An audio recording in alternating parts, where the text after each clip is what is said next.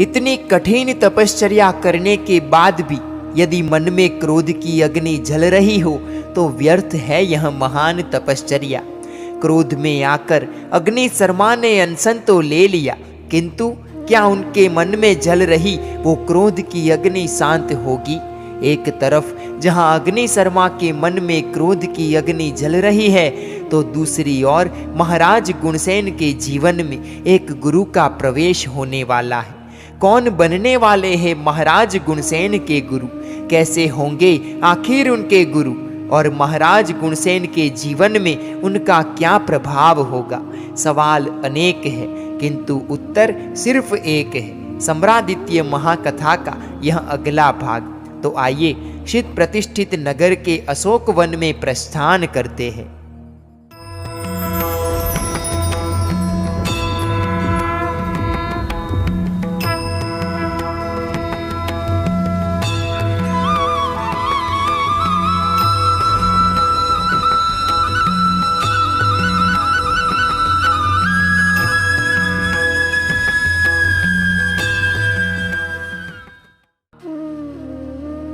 अशोक दत्त श्रेष्ठी का अशोक वन क्षित प्रतिष्ठित नगर की शोभा थी।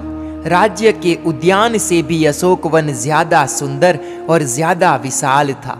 न्याय और नीति के पालन के दृढ़ आग्रही राजाओं के जीवन में ज्यों एकाध भी दोष का छिद्र देखने को नहीं मिलता, त्यों उस उद्यान में आम्र वृक्षों की घनी घटा में सूर्य किरण को प्रवेश करने का भी कोई छिद्र नहीं था। ज्यों सतपुरुष पराई स्त्री के सामने नीची निगाह रखकर खड़े रहते हैं, त्यों रमणीय वाटिकाओं के तट पर वृक्ष अपनी डालियां झुकाकर खड़े थे। सज्जन पुरुषों की हृदय भूमि पर ज्यों परहित की चिंताएं टेढ़ी मेढ़ी बिछी हुई रहती है, त्यों उस उद्यान की भूमि पर अति मुक्त की लताएं इतस्ततः छितराई हुई बिछी थी। ज्यों दरिद्र कामी विकारी पुरुषों के दिल व्याकुल रहते हैं, त्यों उस उद्यान के लता मंडप विलासी पुरुषों के विरह में व्याकुल हुए थे। लाल वस्त्रों में सज्ज नववधू ज्यों राजमार्ग पर जाती हुई शोभा देती है, त्यों उस उद्यान के राजमार्ग पर अशोक वृक्ष प्रतीत हो रहे थे। ऐसे ही अशोक वन उपवन में निर्जीव भूमि भाग पर विशाल मुनिवृंद के साथ आचार्य श्री विजय सेन विराजते थे। प्रभात की वेला में मुनिवर स्वाध्याय ध्यान में लीन थे और उसी समय महाराज गुणसेन सपरिवार उद्यान में प्रविष्ट हुए। उन्होंने चंद्र जैसे सौम्य शीतल आचार्य के दर्शन किए। राजा की देह रोमांचित हो उठी, उसके आनंद की सीमा नहीं रही। आंखों में खुशी के आंसू छलक आए। उन्होंने आचार्य के चरणों में विनय पूर्वक पंचांग प्रणिपात किया। आचार्य श्री विजय सेन ने राजा को धर्म लाभ का आशीर्वाद दिया।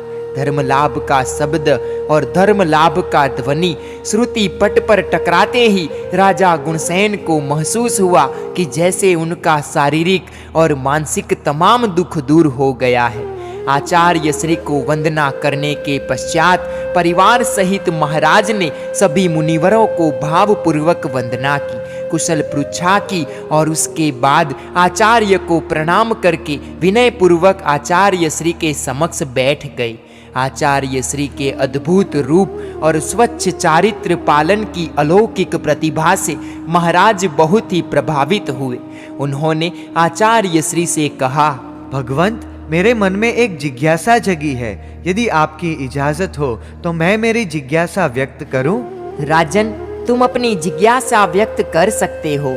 दो पल खामोश रहकर महाराज ने आचार्य श्री की आंखों में अपनी आंखों से झांकते हुए पूछा, भगवंत, मैंने जाना है कि आप गृहस्थाश्रम में राजकुमार थे। आपके पास राज वैभव था, विपुल संपत्ति और समृद्धि थी। आपका सौंदर्य अद्भुत है, यौवन है, फिर भी आपको वैषयिक सुखों के प्रति विरक्ति कैसे जगी? किस लिए इतना दुष्कर साधुव्रत अंगीकार किया? आचार्य श्री विजय सेन के चेहरे पर स्मित उभर आया। उन्होंने कहा, राजेश्वर, इस संसार में वैराग्य होने का कारण पूछ रहे हो तुम? राजन, इस दुनिया में, इस संसार में तो कदम कदम पर वैराग्य के निमित्त मिलते हैं। चाहिए उन्हें देखने की ज्ञान दृष्टि, चाहिए अर्थपूर्ण चिंतन और वास्तविक अवलोकन। इस संसार में 4 गति है, नरक, तिर्यंच, मनुष्य और देव। इन चारों गति में अनंत अनंत जीवात्मा जन्म लेते हैं और मरते हैं। जन्म और मृत्यु संसार के यही 2 बड़े दुख है।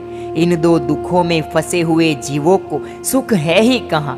बिजली की चमक जैसी संपत्ति, हवा के झोंकों जैसा यह जीवन, संध्या के रंगों जैसा यह यौवन, पल भर में यह सब नष्ट हो जाता है। ऐसे में ज्ञानी समझदार मनुष्य सुख का अनुभव कर कैसे सकता है, आनंद का अनुभव कैसे कर सकता है। राजन, यदि स्वस्थ चित्त से मनुष्य अपने आप को, अपनी आत्मा को 3 प्रश्न पूछे तो उसका मन विरक्ति की ओर गति करेगा ही करेगा। उसका मन वैराग्य वासित होगा ही होगा।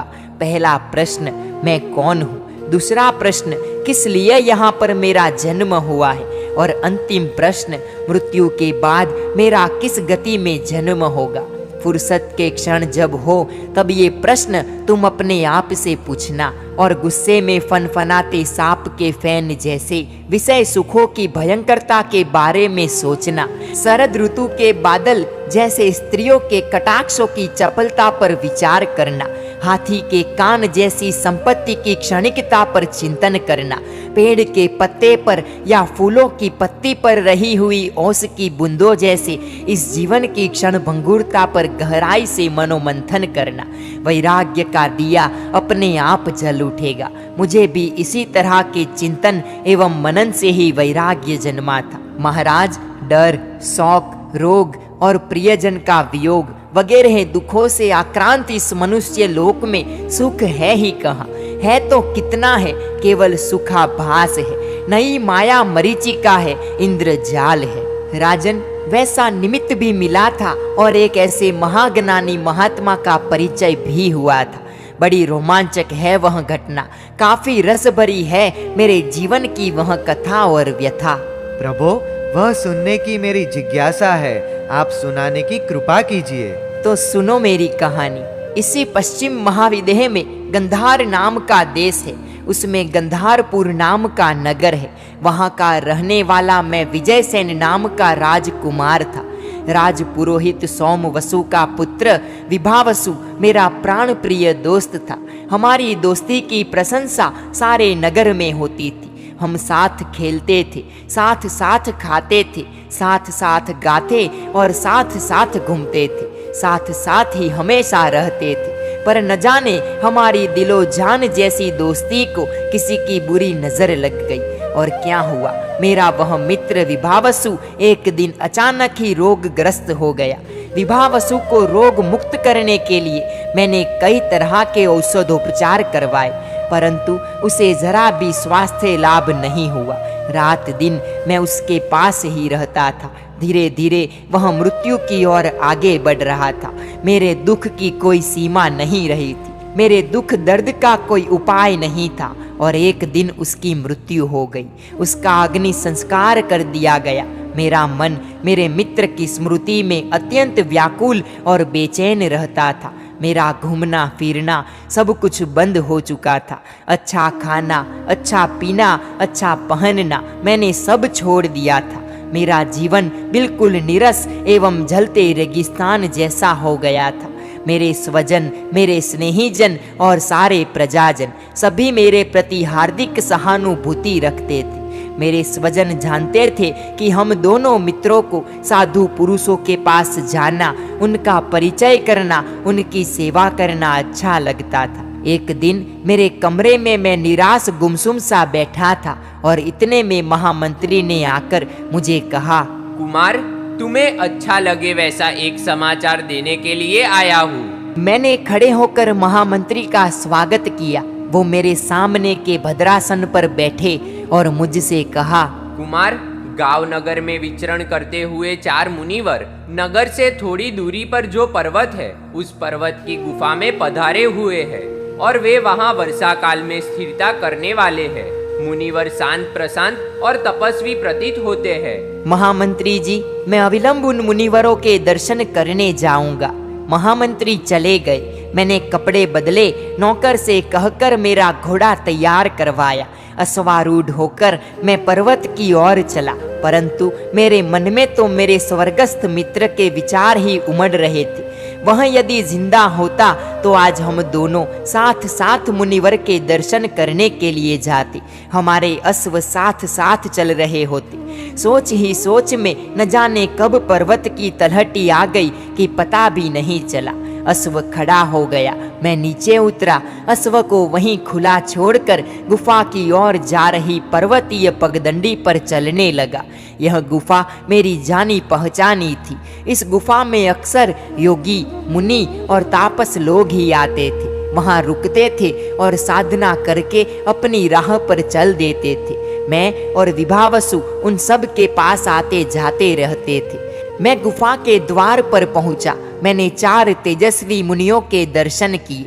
2 मुनिवर ध्यान में लीन थे, 2 मुनिवर स्वाध्याय में मग्न थे। उनके चेहरे पर सौम्यता थी। मेरे दिल में प्रसन्नता छाने लगी। मैंने गुफा में प्रवेश करके उन 4 मुनिवरों को वंदना की। उन्होंने मुझे धर्म लाभ का आशीर्वाद दिया। मेरे लिए धर्म लाभ शब्द नया था, क्योंकि जिनेश्वर शासन और जिन धर्म के मुनिवरों के दर्शन मैं पहली बार कर रहा था। मुनिवर, आप सब कुशल तो है ना? मैंने उनकी कुशल पृच्छा की। परमात्मा की और सद्गुरु की कृपा से हम सब कुशल हैं। वर्षा काल में क्या आप यहीं स्थिरता करेंगे?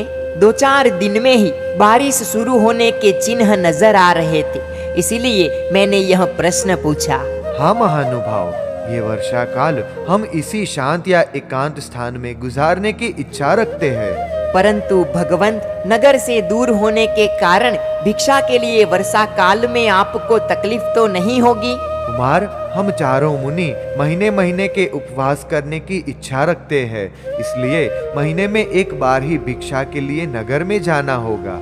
ओहो, धन्य है आपको। महीने महीने के उपवास करके ज्ञान ध्यान में निमग्न रहकर आप वर्षा काल यहाँ पर बिताएंगे। सचमुच आप महान हैं। कुमार, आत्मा को निर्मल बनाने के लिए, कर्म बंधन से आत्मा को मुक्त करने के लिए ये 2 ही अमोघ उपाय है, ज्ञान और तप। मैं भाव विभोर हो उठा। मैंने पूछा, भगवंत, क्या मैं प्रतिदिन यहाँ आपके पास आ सकता हूँ? मेरे आने से आपके ज्ञान ध्यान में या साधु जीवन के आचार पालन में विक्षेप तो नहीं होगा ना? मेरे सवाल से 4 मुनियों के चेहरे पर चांदी जैसा स्मित उभर आया।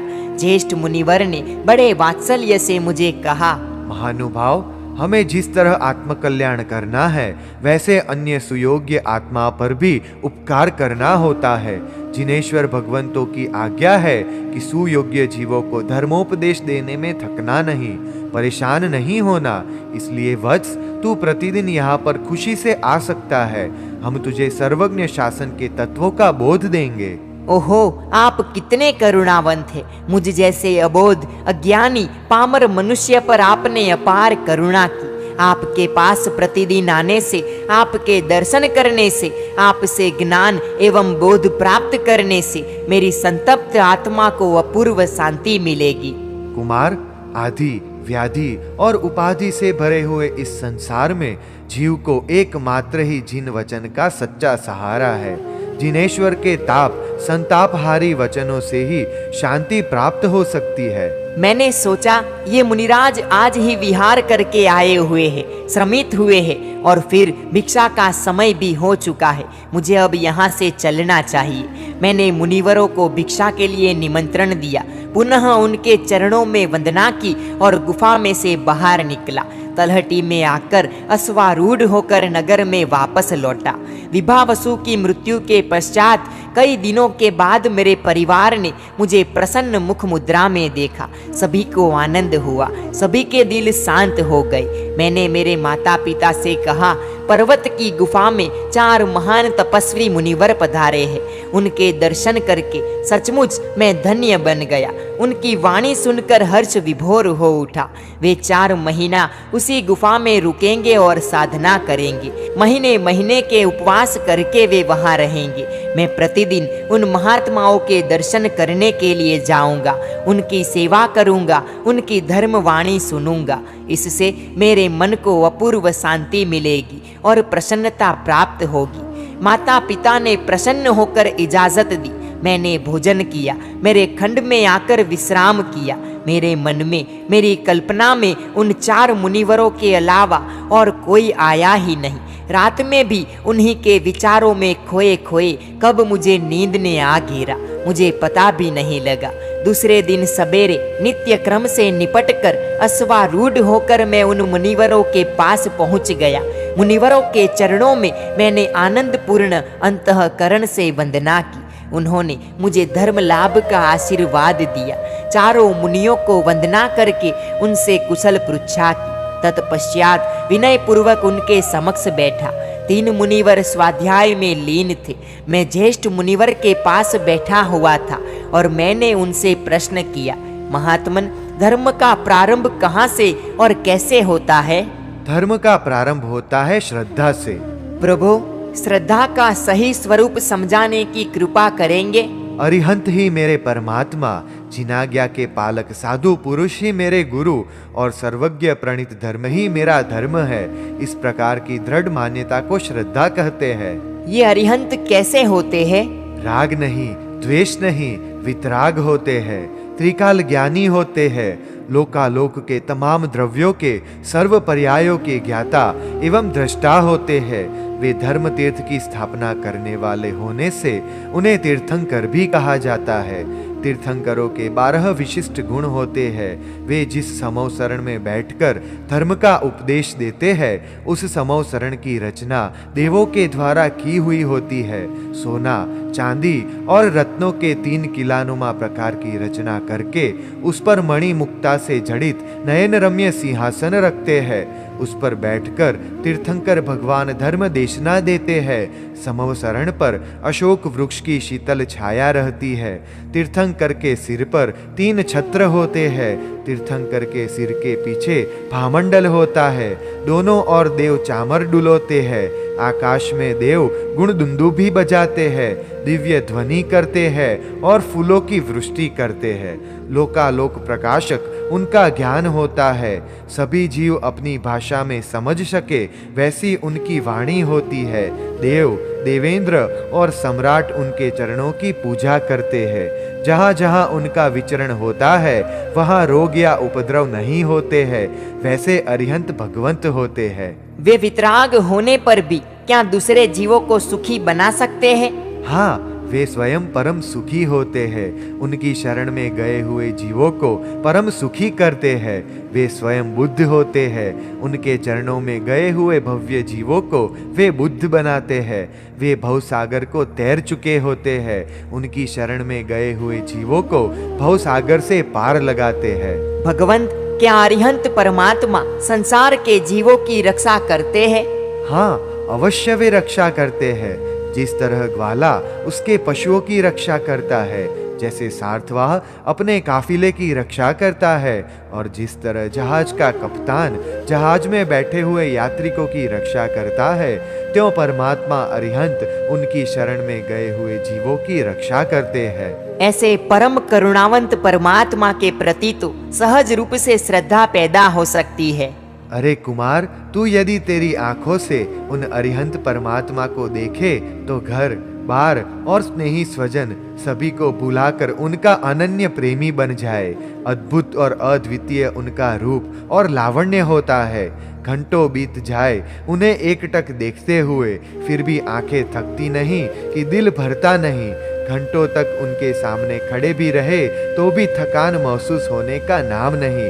उनके पावनकारी सानिध्य में न तो भूख लगती है, न ही प्यास लगती है, न तो खेद या उद्वेग महसूस होता है और न ही कोई पीड़ा। मुनिवर, ऐसे परमात्मा से साक्षात दर्शन कहाँ हो सकते हैं और कैसे हो सकते हैं? कुमार, इस पश्चिम महाविदेह क्षेत्र में इन दिनों तीर्थंकर भगवंत साक्षात विचरण करते जरूर है, पर बहुत दूर सुदूर के प्रदेशों में उनका विचरण है। हमने उनके दर्शन किए हुए हैं। क्या प्रभु, आपने उनके दर्शन किए हुए हैं? आपने अपनी आंखों से देखा है परमात्मा को? हाँ कुमार, हमने समौसरण में बैठकर धर्म देशना सुनी है। दिनों तक, महीनों तक उनके श्री चरणों के सन्निधान में हम रहे हुए हैं। सचमुच आप तो महान पुण्यशाली है, श्रेष्ठ भाग्य है आपका। आपका तो मनुष्य जीवन सफल हो गया। आचार्य विजयसेन भावपूर्ण प्रवाह में बोल रहे थे और राजा गुणसेन और राज परिवार मंत्र मुग्ध होकर सुन रहा था। राजा गुणसेन ने कहा, भगवंत, आप स्वयं भी कितने भाग्यशाली हो। कैसे महान व उत्तम सद्गुरुओं का परिचय या सत्संग आपको मिल गया उस गुफा में। परमात्म तत्व की कितनी सुंदर और अद्भुत बातें सुनने को मिली। राजन, 4 महीने तो उन मुनियों ने मुझे सर्वज्ञ शासन की ढेर सारी बातें सिखाई और समझाई भी। मैंने जो जो जिज्ञासा व्यक्त की, मुझे संतुष्टि हो उस ढंग से उन्होंने मुझे प्रत्युत्तर दिए। मेरी हरेक जिज्ञासा को संतोष दिया। विस्तार से आत्मा की जानकारी दी। आत्मा का स्वाभाविक एवं वैभाविक स्वरूप समझाया। जड़ पुद्दलों का व्यापक स्वरूप समझाया। पुण्य तत्व और पाप तत्वों की विशाल दुनिया दिखाई। कर्म विज्ञान की अतल गहराइयों में मेरा प्रवेश करवाया। संसार की 4 गतियाँ, उनमें अनंत जीवों का परिभ्रमण, सुख दुख के अनुभव, जन्म और मृत्यु की वेदनाएं, प्रत्येक जन्म में बदलते रिश्ते, बदलते संबंध और उसमें बनती बिगड़ती विषमताएं, यह सब मुझे दिनों तक बड़ी बारीकी से समझाया था। आत्मा को कर्मों के बंधन से मुक्त करने के उपाय बतलाए। मोक्ष का एवं मुक्ति का स्वरूप समझाया। यह सब समझाने के लिए उन्होंने सच्ची कहानियां कही, काल्पनिक उपनय प्रतीकात्मक कथाएं सुनाई, महापुरुषों की जीवन कथाएं ऐसी सुनाई कि सुनते सुनते हर्ष की, विषाद की, भय की और आश्चर्य की विविध भावनाओं संवेदनाओं का ज्वार उठने लगता था। राजन, 4 महीने का दीर्घ समय जैसे पलक झपकते बीत गया। उन चारों तपस्वी मुनिवरों की सेवा करने का, उनकी पर्युपासना करने का मुझे उत्तम लाभ प्राप्त हुआ। तुम्हें आश्चर्य होगा राजन कि उस गुफा में मेरे अलावा उस नगर का कोई भी आदमी 4 महीने में कभी भी आया नहीं और इस कारण उन 4 मुनिवरों की आराधना में तनिक भी विक्षेप नहीं हुआ। मैं प्रतिदिन उन्हें जो भी समय अनुकूल रहता उस समय ही उनकी अनुज्ञा प्राप्त करके जाता था। ज्यों ज्यों उन महात्माओं का परिचय बढ़ता गया, त्यों त्यों मेरा प्रेम बढ़ता चला। उनके प्रति मेरी आस्था पूर्ण श्रद्धा सुदृढ़ होती चली। मैंने महसूस किया कि जैसे मेरे बहुत सारे पाप धुल रहे हो। वे सभी उपशांत आत्माएं थी। कसायों पर जैसे कि उन्होंने विजय पा लिया था। क्रोध, लोभ, मद, मान, हर्ष, उद्वेगन वगैरह कोई भी दुर्भाव या किसी भी प्रकार का दुराव मैंने कभी उनके व्यक्तित्व में पाया ही नहीं। एक दिन मैंने उनसे पूछा कि प्रभु, आप रात्रि कैसे व्यतीत करते हैं? और उन्होंने कहा, कभी गुफा में, कभी गुफा के द्वार पर, कभी अन्य किसी निकट पर्वतीय इलाके में कायोत्सर्ग ध्यान में खड़े रहते हैं, कभी जिनोक्त तत्वों की अनुप्रेक्षा करते रहते हैं, कभी अध्ययन किए हुए शास्त्रों का स्वाध्याय करते हैं। महीने महीने के उपवास करने पर भी उन महात्माओं को कभी भी मैंने न तो थके हुए देखा, न ही परेशान देखा। किसी भी अस्त्र और शस्त्र के बगैर पर्वतीय प्रदेश में रहते हुए भी मैंने उनमें किसी भी प्रकार का डर नहीं पाया और ना ही कभी उन्होंने मेरी उपेक्षा की या न कभी मुझसे कुछ अपेक्षा रखी। उनकी निस्पृहता और अकिंचनता से मैं पूरी तरह प्रभावित हुआ जा रहा था। एक समय जब धरती पर जोर शोर से बारिश हो रही थी, हम उस गुफा में बैठे हुए थे। उनकी धीर समीर सी गंभीर वाणी गूंज रही थी। विजयसेन, इस दुनिया में दुख का मूल कारण पर द्रव्यों की, पर पदार्थों की, पर व्यक्तियों की आशा और अपेक्षा है, तृष्णा और कामना है। ज्यों ज्यों आशा और अपेक्षा संतुष्ट होती है, त्यों त्यों अग्नि में डाले जाने वाले काष्ठ के कारण अग्नि और ज्यादा प्रज्वलित होता है। वैसे तृष्णा और कामना बढ़ती चलती है।